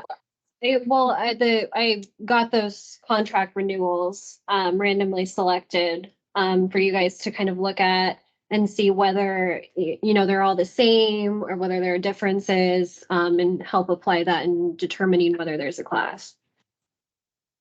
Okay, thank you for that. So I just want to say, what our council's advice was that this would be sort of outside of precedent in determining it as a class. And so I think that's important to consider in our decision. If we feel like this area is gray, we do have discretion to dismiss outright. And that would be a viable option that wouldn't create any precedent. And so, I try not to sort of put my oar in the water too early, but it seems like that would be a prudent outcome here. If the commission is inclined not to proceed. So I mean, between finding a class here and dismissing, it seems like the more prudent option would be to dismiss outright. So just for the good of the agency. Okay, Commissioner Thompson. I am prepared to make a motion to dismiss and not make a ruling on the class or not class. Just dismiss based on the gray area that we're in. Okay, thank you for that comment. And I did see a hand raised. It's gone now. So Commissioner Mason. Commissioner Mason, I'm assuming you no longer have a comment. Yeah, no. Oh, you If do. I could, I just want to say, Please. anytime that nobody is confident about a violation, it makes it hard for the whole commission to vote confidently that there's a violation. I think you can do that without creating precedent. My 2 cents. Thank you. Thank you for those comments. So I think I'm sensing that we're ready to proceed with a motion. We have a motion. Oh, we have a motion. Sorry. I don't know that I made it, but I'm Here to make a motion. Commissioner Thompson, would you like to make a motion? Yeah, I hereby move the commission find that the information before the commission is insufficient to infer a violation of ORS 244.120 sub 2 or warrant further investigation, and that this complaint be dismissed. Thank you for the motion. Any discussion? We've had lots of discussions, so let's just go ahead and read the roll. Commissioner Mason, Aye. Commissioner Fiska, Aye. Commissioner Burke, Thumbs up. Commissioner Thompson, Aye. Commissioner McCauley, Aye. Commissioner Payne, Aye. Commissioner Lindsay. Aye. Commissioner Newell, Aye. Chair Hollister. Aye. Motion passes 9-0.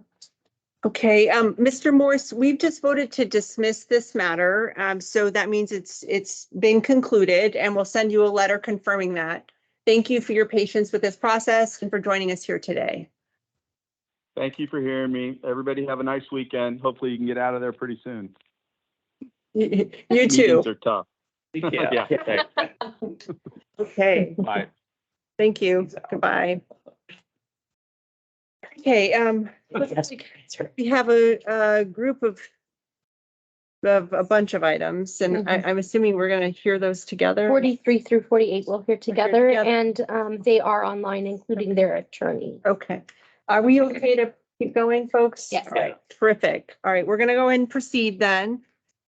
Good afternoon to folks in the room here. We're gonna go ahead and proceed with agenda items number 43 through 48. So just for the record, that's the matters involving Susan Walke, Mitch Parsons, Dennis Hoagland, Sydney Castor, Judy Casper, and Rick Mark. And I understand that you are represented by counsel. So I'd like to invite counsel to introduce themselves. Kenneth Montoya. Good to Thank see you. There we go. All right. Welcome, Mr. Montoya. So we're here today as a commission to hear and consider the investigatory report that we received from our staff. And so how we're going to proceed today is just to have staff provide a summary of that investigation. And at that point, we'll ask questions of staff. After questions of staff, I'll certainly invite you, Mr. Montoya, to speak, or your client, should they wish to do so.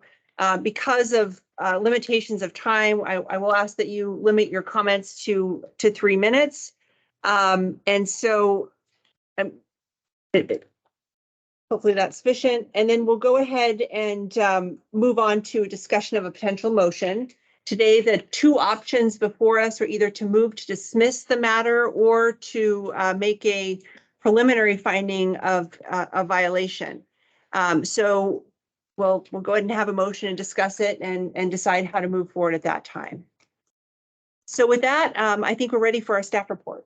Thank you, Chair Hollister, the investigator Susan Myers. Items 43 through 48 represent members of the City Council for the City of Lincoln City. The complaint in this matter was from a member of the news media, claiming to be a member of the news media I think he's a former mayor, Don Williams. What occurred on the March 20th, it was a standalone executive session that the city council was holding. He appeared in the lobby in advance, asking to be entered into the executive session. The city of Lincoln City has a process in place where members of the news media have to fill out an application and get approved. He was claiming to be covered under one of these applications. He sat there and waited.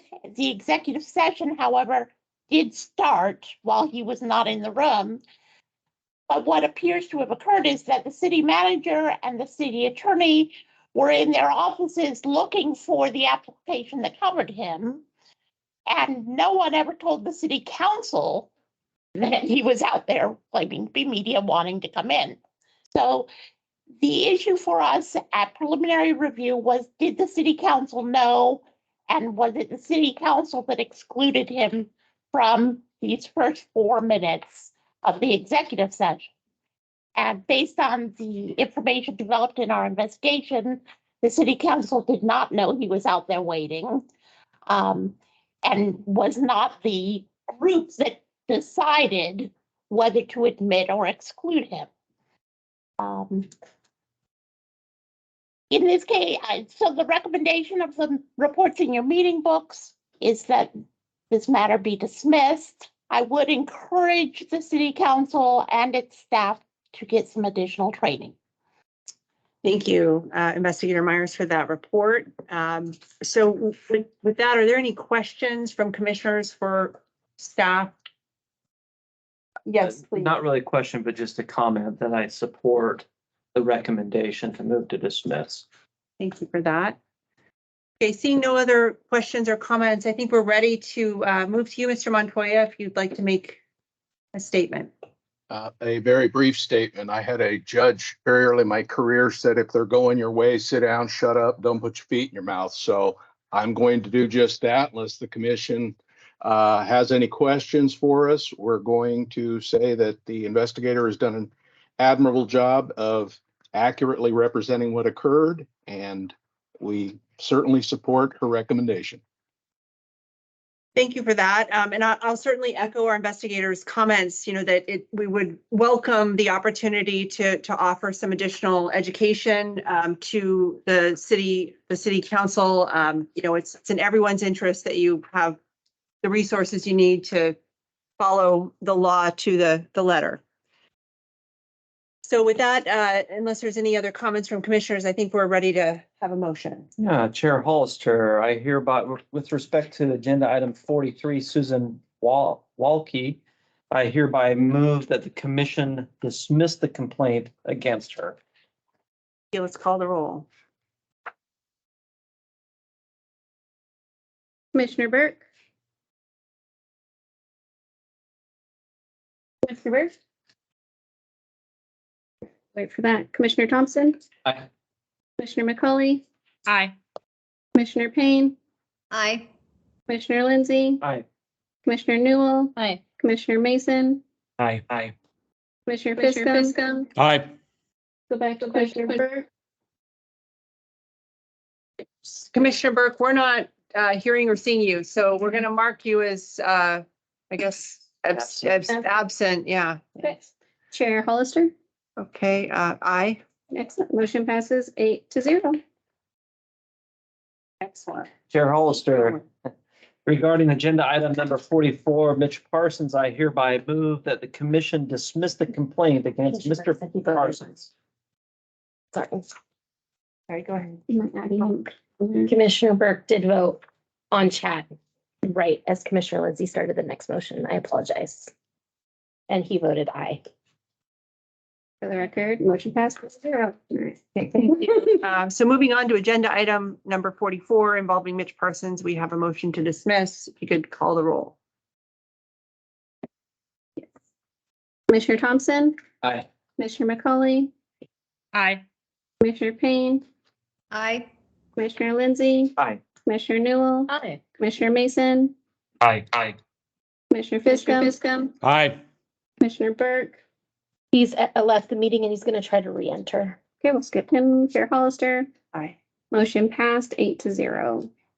Chair Hollister, regarding agenda item 45, Dennis Hoagland, I hereby move the commission dismiss the complaint against him. Thank you. Let's call the roll. Commissioner McCauley, Aye. Commissioner Payne, Aye. Commissioner Lindsey, Aye. Commissioner Newell, Aye. Commissioner Mason, Aye. Commissioner Fiscum, Aye. Ms. Burke back. Yes. Commissioner Burke, Commissioner Burke, I think if you want to change so we can see you to do a thumbs up, that might be an option. We're not hearing you. All right, we'll skip him again. Commissioner Thompson, Aye. Chair Hollister. Aye. Motion passed 8-0. Chair Hollister, regarding agenda item 46, Sydney Kastner, I hereby move that the commission dismiss the complaint in that matter. Okay, let's call the roll. Commissioner Payne, Aye. Commissioner Lindsey, Aye. Commissioner Newell, Aye. Commissioner Mason, Aye. Commissioner Fiscum, Aye. Commissioner Burke, Commissioner Burke votes aye. Commissioner Thompson, Aye. Commissioner McCauley, Aye. Chair Hollister. Aye. Motion passes 9-0. Chair Hollister, regarding agenda item 47, Judy Casper, I hereby move that the commission dismiss the complaint against Ms. Casper. Thank you. Let's call the roll. Commissioner Lindsey, Aye. Commissioner Newell, Aye. Commissioner Mason, Aye. Aye. Commissioner Fiscum, Aye. Commissioner Burke, Commissioner Burke votes aye. Commissioner Thompson, Aye. Commissioner McCauley, Aye. Commissioner Payne, Aye. Chair Hollister. Aye. Motion passes 9-0. And Chair Hollister, regarding agenda item 48, Rick Mark, I hereby move the commission dismiss the complaint against him. Thank you. Let's call the roll. Commissioner Newell, Aye. Commissioner Mason, Aye. Aye. Commissioner Fiscum, Aye. Commissioner Burke, Commissioner Burke votes aye. Commissioner Thompson, Aye. Commissioner McCauley, Aye. Commissioner Payne, Aye. Commissioner Lindsey, Aye. Chair Hollister. Aye. Motion passes 9-0. So with that, Mr. Montoya, we have voted to dismiss all of the matters involving your clients. So they're now at a close and we'll send letters confirming that fact. Thank you. Thank you for very joining. much. Take care. No advisory opinions. So obviously we have some really valuable staff opinions on the agenda and everyone is invited to review those. Any comments on those from staff? Or, okay. All right, I think we're moving on to miscellaneous items. So our trainers report, is that where we are? Yeah. Right. So commission, this is Stephanie Hefner, the curriculum and training coordinator.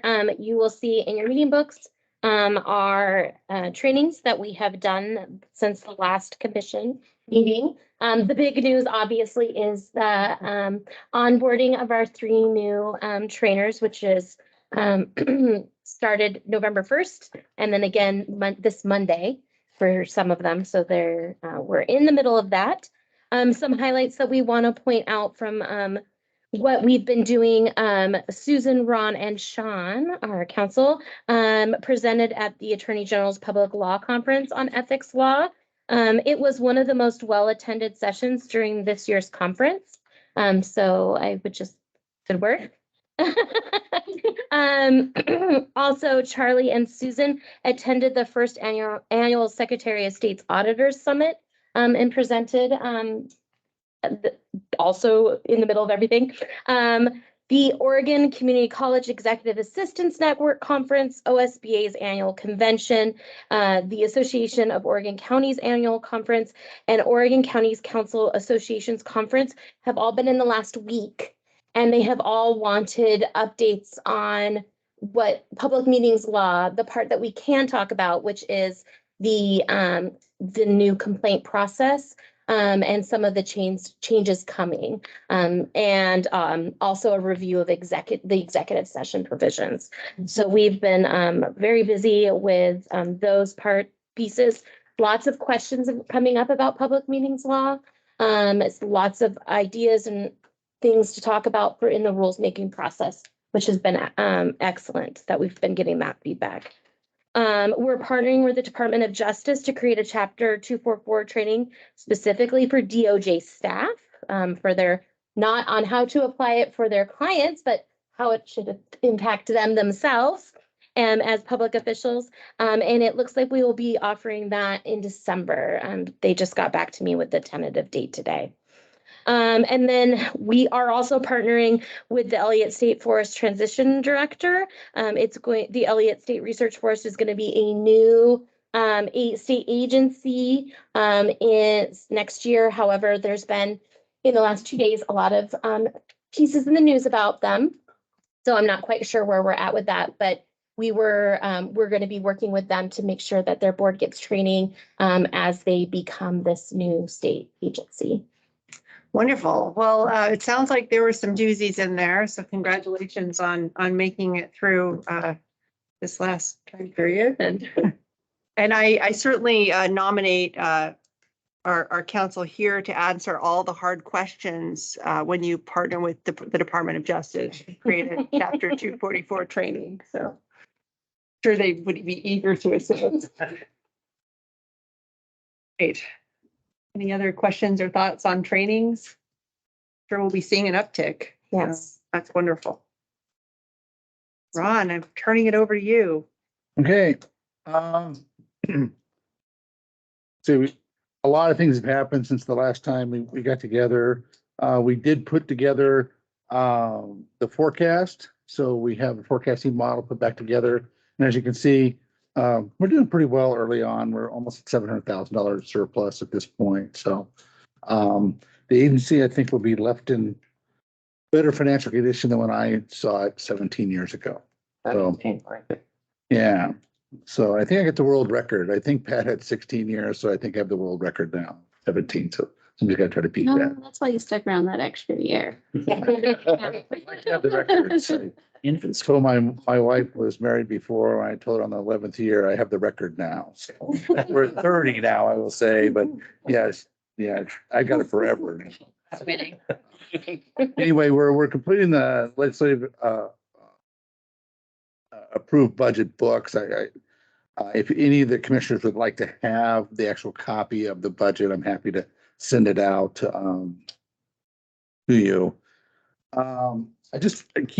Every one of my reports keeps showing you where we're at on complaints received and cases open. You can see we're more than surpassing last year. And like I talked a little bit about in my review is I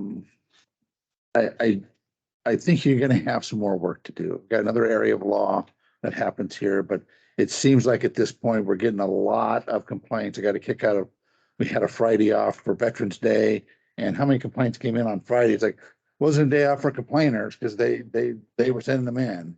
So, but we also have more resources now, which is nice. We have 2 new investigators, which will help with that process. The SEIs, I just want to point out, they're not here, but David and Jessica have been really working hard on that. Like you pointed out, we don't have any. But since I wrote this last week, the actual number of SEIs now is down to 6. And we actually got rid of, we're down to 5 school board members now. So the holdouts, we sent them a little letter out that said, you either file, or we're going to have a default final order on you.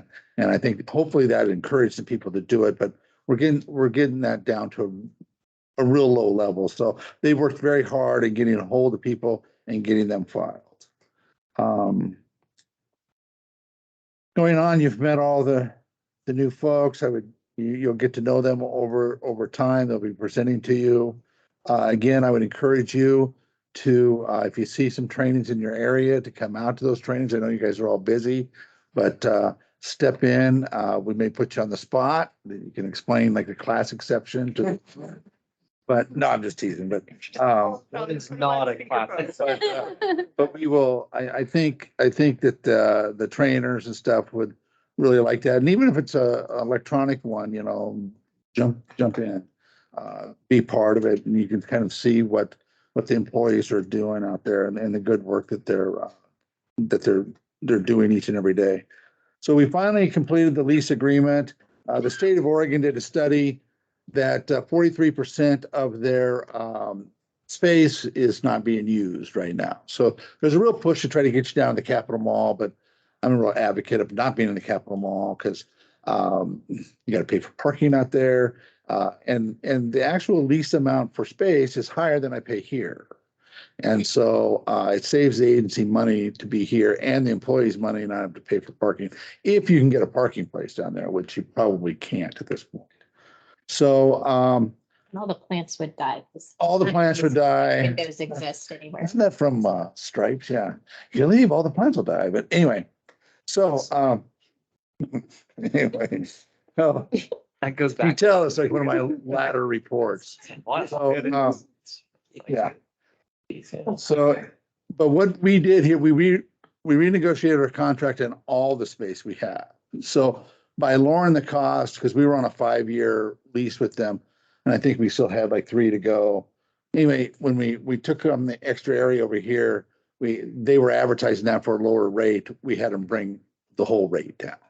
And so the cost of actually getting the extra space, it was much less than would have been if we just had added to it at our current rate. The other thing that we have done is the investigators will be doing a kind of a hybrid method. They'll be working from home, but they'll be sharing their office space. Now, there is some drop-in areas over here that if 2 people come in the same day, they'll still have a place to plug in a computer to, but we're all running on laptops, cell phones, and you'll notice the monitors we have are actually docking stations, so they come with a camera so you can be involved in all these online meetings. So it's kind of an exciting time. Like I say, they're kind of bunked, but together, and they'll work out the timing of it. So in talking with DAS, we weren't just getting more space, we're also lowering our lease agreement, and we're also doubling up on people trying to find better ways to use the space that we have. And of course, we still share this space here. But you can see it might be getting too small. There may be a time when that wall needs to get knocked out and this room gets a little bigger, but I won't be here for that. You can see all the construction that's out here. Many of the staff has been involved in a lot of that. Becky really has been like leading that work, but we changed the systems furniture out here. The old system furniture was falling apart, but it just trying to get all the electrical and the low voltage things so people have access to everything. And I would encourage you to kind of tour the little area. The office down here doesn't have a door on it yet, will be a training room so that they can go into a closed room, not be surrounded by other people, and give their trainings without being interrupted. Down at the other end, Becky will have an office. It's kind of a big one, but she's got a lot of file cabinets that she has to have. So if you want to see how much room Becky's running the remodel and she's getting the bigger office. Yeah. Nothing weird going on there at all. Not complicated at all.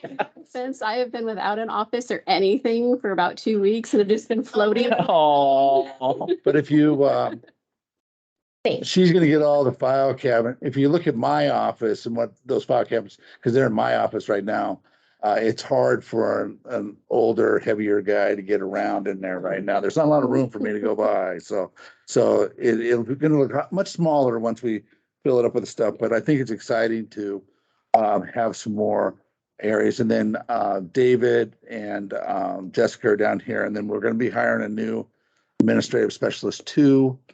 Coming up, would we have 70 applicants for that? We actually had 82. It was the final count. So we're still popular to come to work for, which is great.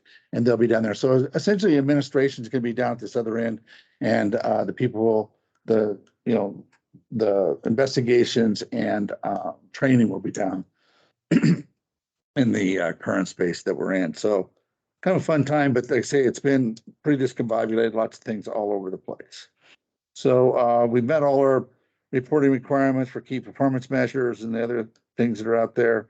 But again, I would encourage you just go look at the new stuff. It's amazing what we've done in a short amount of time, and for a very reasonable price of getting this remodel done. So anyway, that's all I had. Thank you for that update. Is that your penultimate? date or accounting yet? I don't know. Well, I've told you folks, and unless you want to change your mind, but, Yeah. I will stay here till the position is filled. So that January 5th meeting may be in my future, let's just say, so. Well, and we're glad to hear And as soon as that. it's filled, then we can have the changing of the guard, I guess. But I just think it's really hard. There's a lot of things going on in the agency without somebody in that position at this point. Yeah.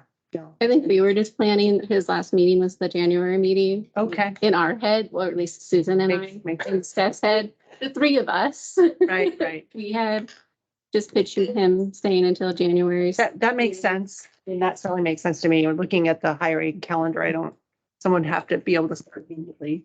We're still on December 8th is our meeting, right? That's the hope. Depends on how quickly you guys get those bid recruiters sent out and you get your. Definitely. Okay. Thanks for that report. Yeah, so I think we're now on the last item, which is we need to elect a chair and vice chair for 2024. And all right. That is could you put yourself on I mute? muted Oh, him. thank you. It's just we get an echo, Dave, whenever you're not on mute. So there are two separate positions. They're one-year positions. It's certainly been an honor to serve as your chair this year. And I will just encourage those of you who might not look at themselves as leaders to consider putting your name forward for vice chair or whatever position you're interested in. I think that everyone on this commission is entirely qualified and would bring a valuable perspective to the chair position. So I know, traditionally some people tend to stand back and not raise their hand. And, I'd like to think that we're in a group that is collegial and welcoming, and that really each and every one of you should feel confident in your ability to serve. So that's really all I have to say, except I was going to nominate someone for chair unless someone else jumped me, got. Chair, I will yield to you, or I have a nomination. I'm just gonna do it. I would like to.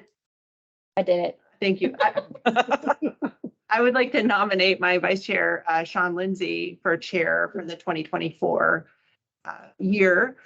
Obviously, he's served admirably all year as vice chair, and I really trust his ability to think carefully about these cases and to bring a human element in addition to his lawyer's brain to consideration, which is not always true of the lawyers among us.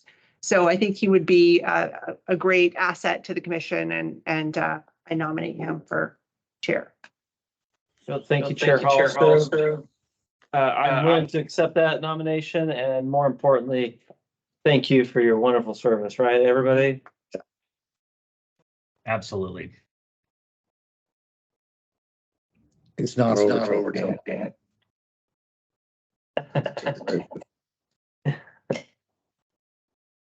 He's getting it again. Thank you for that. Let Dave talk. Can I make a motion to remove Dave Fiscom's laptop? Fiscom, please weigh in. Let the California boy talk. Oh, Now Do we need a second motion? Yeah. Chair, if you need a second, I'm prepared to second. My colleague, Ms. Payne, Commissioner Payne, may be prepared to second too, if you need one. That's all I was going to do. Thank you.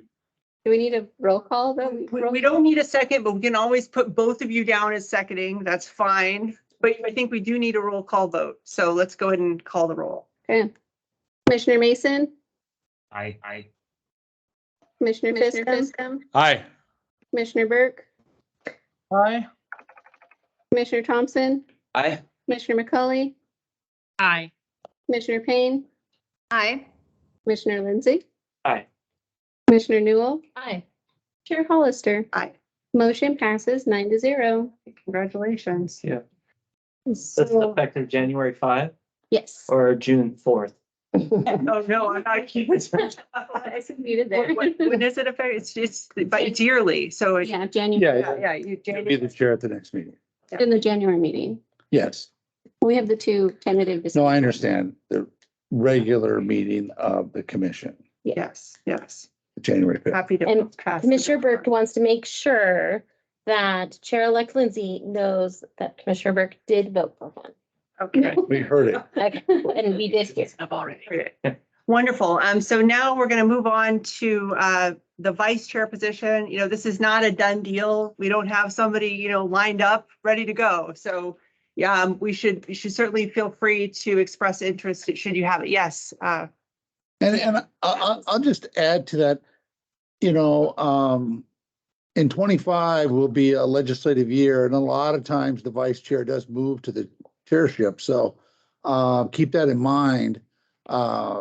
Your involvement in like moving the agency's legislative agenda, budget, and legislative concepts, bills that we have going through. So if somebody hasn't had a lot of experience over in the Capitol, this is a great way to get it. I mean, it's really dynamic to be right there when the things are happening. So. And to be fair, if you are in that position, you have really marvelous support from staff. So you're not put out there expected to, you know, do really anything on your own. And they, you know, they even made me look good. So there's that. All right. So Commissioner Mason. Thank you, Chair. I wanted to put a name in for nomination for Vice Chair. Before I do, Chair Holster, you've been amazing. I think you've had quite a year of activity, and I know being in that position, that is a challenging situation that you've handled very well, that I'm sure that Sean Lindsay will do amazing work next year. I do think that with a new director in tow, I think experience could be very valued, especially with what Ron, I know Ron's perspective. It's a great experience in a long session and having that impact as a chair. And I think Dave Fiscum, Commissioner Fiscum, despite his audio issues today, would be phenomenal in that role, in obviously the vice chair role, and possibly in the 2025 session. So I'd like to nominate him. I think Commissioner Fiscum has served admirably for a very long time. Him and I are part of the Dinosaur Caucus, and proudly, and I think his experience could be valued. Thank you. Thank you, Commissioner Mason. Certainly echo all the positive comments about Commissioner Fiscum. Yeah, that said, you know, the floor is open, and you know, I guess we have a motion, but I just want to hear from anyone else who wants to speak before we call the roll. We have a nomination. We have a nomination, not a motion. We're so open for other nominations. Okay. Thank you. If So commissioners choose. So I just want to make sure that folks have a chance to throw their names in the hat if there are any out there. And this is Commissioner Fiscum, this is your chance to run from the room if you don't agree with the nomination of your fellow commissioner. Okay, all right. Well, I'm not hearing any other names. So do we? For the record, he's not running from the room. Okay, yeah, he's not running from the room. So I suppose we have a motion. Does somebody want to make a motion? Go ahead, Dan. I nominated. I move that we elect the future vice chair, Commissioner Fiscum, to the 2024 Oregon Government Ethics Commission. Thank you. So let's call the roll. Commissioner Mason, Aye. Commissioner Fiscum, Aye.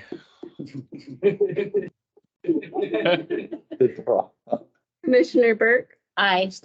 Commissioner Thompson, Aye. Commissioner McCauley, Aye. Commissioner Payne, Aye. Commissioner Lindsay, Aye. Commissioner Newell, Aye. Chair Hollister. Aye. Motion passed 9-0. Okay, thank you. I think that was our last matter of business. I'm looking at staff that, okay, well, thank you for your time. I know we went over by 20 minutes, which I'd like to say is the first time in my time share we've gone over so well. Oh, I thought it was till 3 o'clock. Yeah, the agenda says 3. You You made it used to be until 2. Okay, so Says 3 today. better. All right, they gave you an extra hour. All right, well, thanks, everyone. Yeah, happy Thanksgiving, Eric. Thanksgiving. Happy Thanksgiving. Bye, everybody. Happy Thanksgiving. See you guys.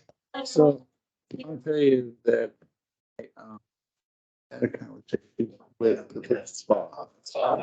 And they've been trying to contact these two right now. But what I asked for was that